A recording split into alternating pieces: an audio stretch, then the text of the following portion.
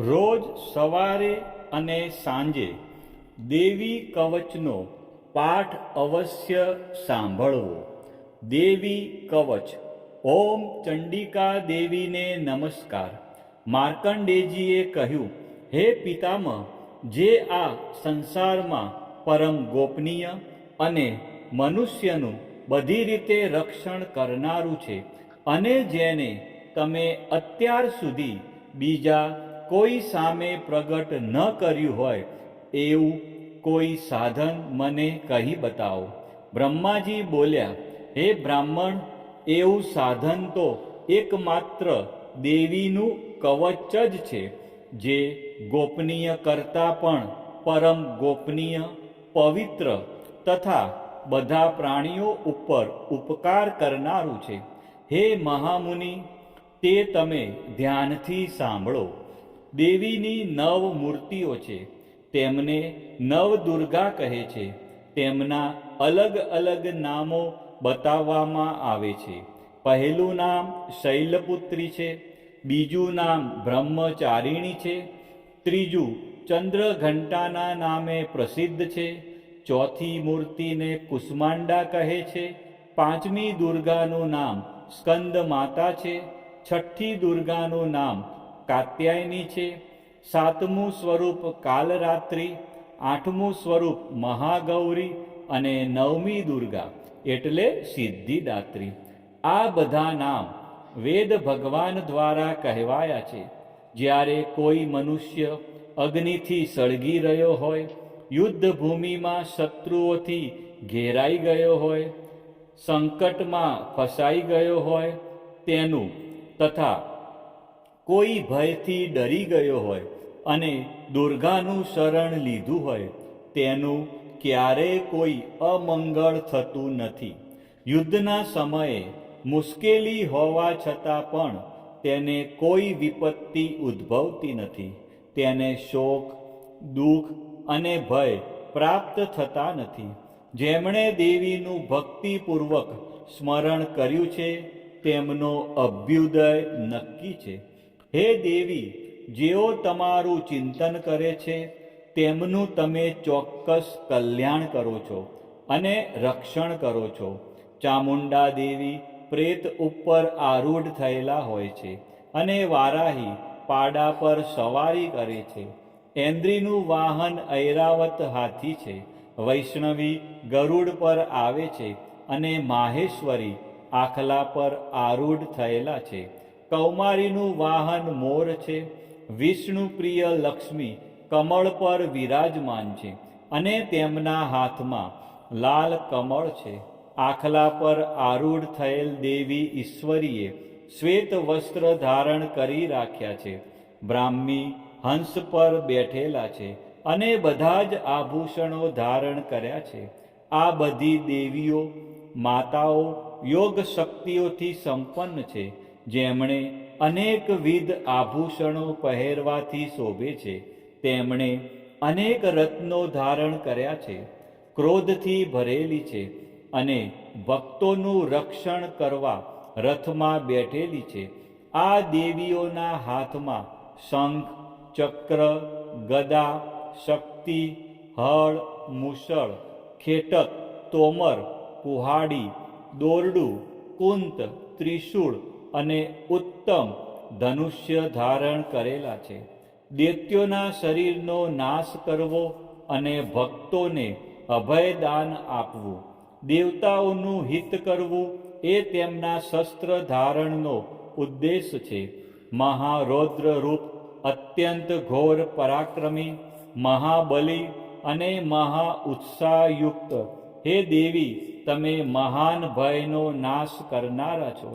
તમને મારા નમસ્કાર છે. તમારી સામે જોવું પણ મુશ્કેલ છે. શત્રુઓનો ભય વધારનારા હે જગદંબિકા, મારું રક્ષણ કરો. પૂર્વ દિશામાં ઐન્દ્રી શક્તિ મારું રક્ષણ કરે.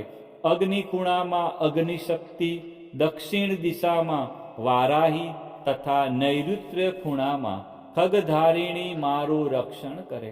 પશ્ચિમ દિશામાં વારુણી અને વાયવ્ય ખૂણામાં હરણ પર સવારી કરનારા દેવી મારું રક્ષણ કરો. ઉત્તર દિશામાં કુમારી અને ઈશાન ખૂણામાં શૂલધારિણી મારું રક્ષણ કરો. હે બ્રહ્માણી, તમે ઉપરની બાજુએ મારું રક્ષણ કરો. હે વૈષ્ણવી, તમે નીચેની બાજુએ મારું રક્ષણ કરો. આ જ પ્રમાણે શબ જેનું વાહન છે તે ચામુંડા દેવી દસે દિશાઓમાં મારું રક્ષણ કરો. જયા આગળની બાજુએ અને વિજયા પાછળની બાજુએ રક્ષણ કરે. ડાબા ભાગે અજિતા દેવી, જમણા ભાગે અપરાજિતા મારું રક્ષણ કરે. ઉદ્યોતિની શિખાનું રક્ષણ કરે અને ઉમા મારા મસ્તક પર વિરાજિત થઈને મારું રક્ષણ કરે. માલાધરી દેવી મારા કપાળનું અને યશસ્વીની મારી ભમરોનું રક્ષણ કરે. ત્રિનેત્રા ભમરોના મધ્ય ભાગનું અને યમઘંટા દેવી નાસિકાઓનું રક્ષણ કરે.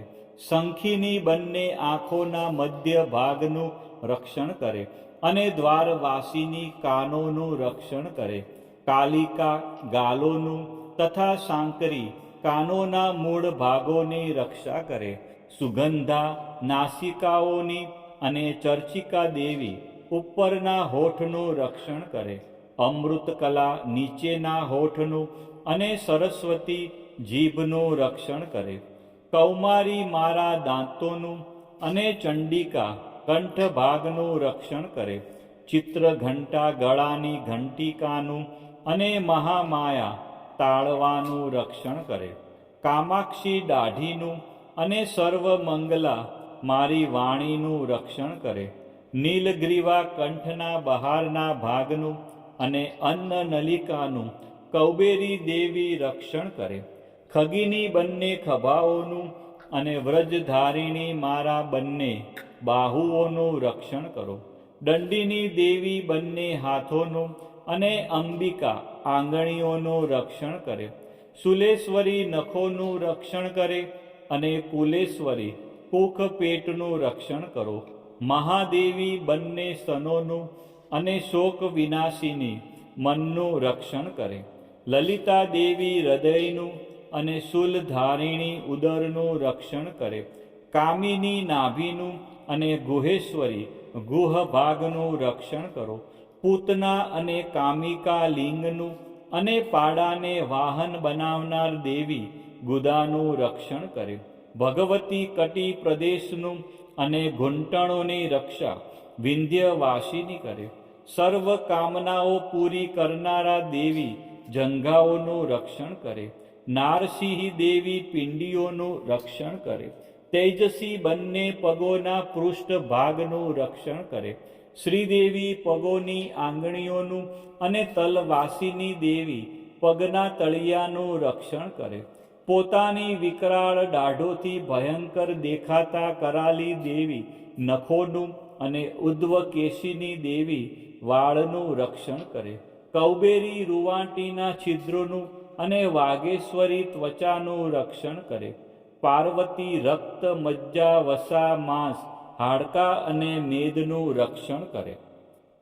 કાલરાત્રિ આંતરડાઓનું અને મુકુટેશ્વરી પિત્તનું રક્ષણ કરે. પદ્માવતી કમળ કોષોના મૂળ આધારનું અને ચૂડામણી કફનું રક્ષણ કરે.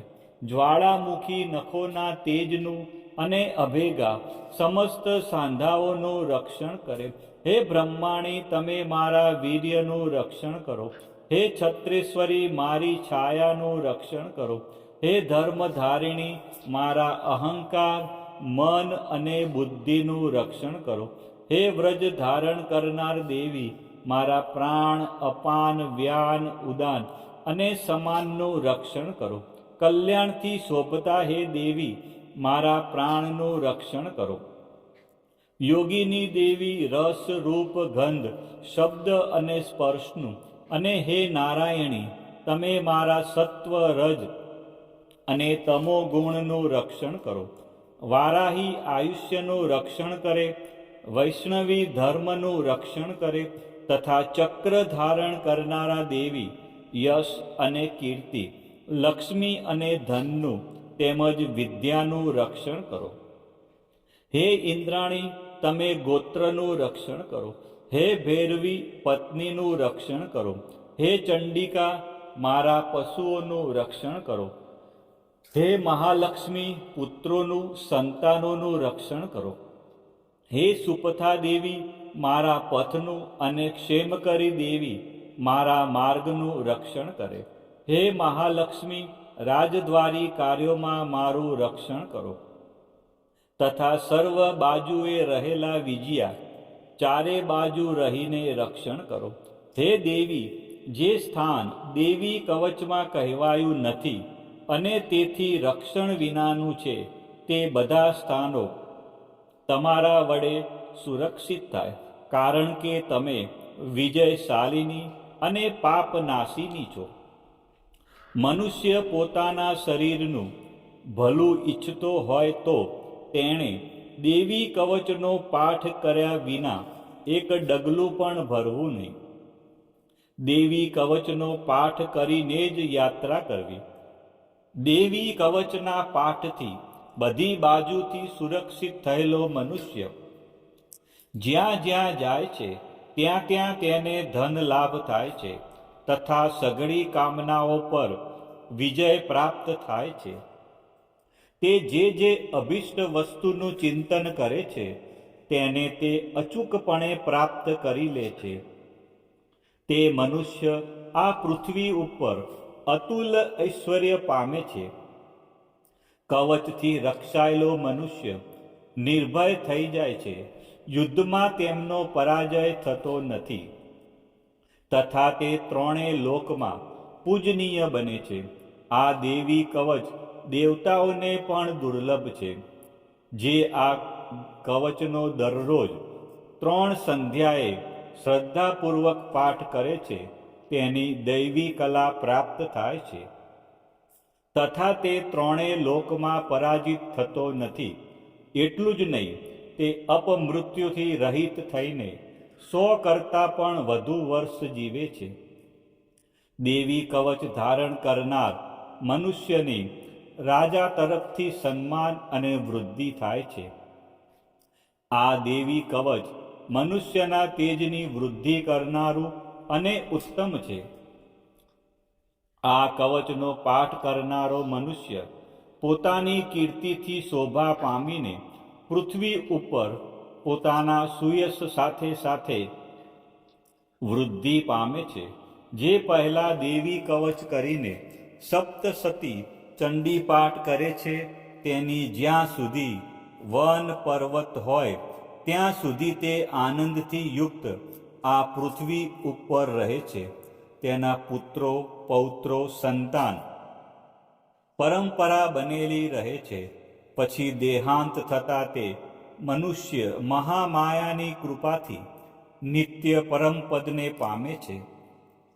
જે દેવતાઓને પણ દુર્લભ છે તે સુંદર દિવ્ય રૂપ ધારણ કરે છે અને કલ્યાણ શિવની સાથે આનંદનો ભાગી બને છે.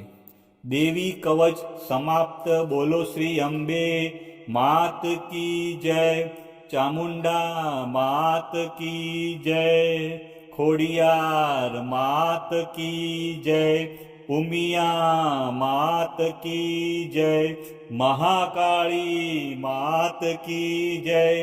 બહુચર માત કી જય. 64 જોગણી માત કી જય. સધી મોગલ માત કી જય.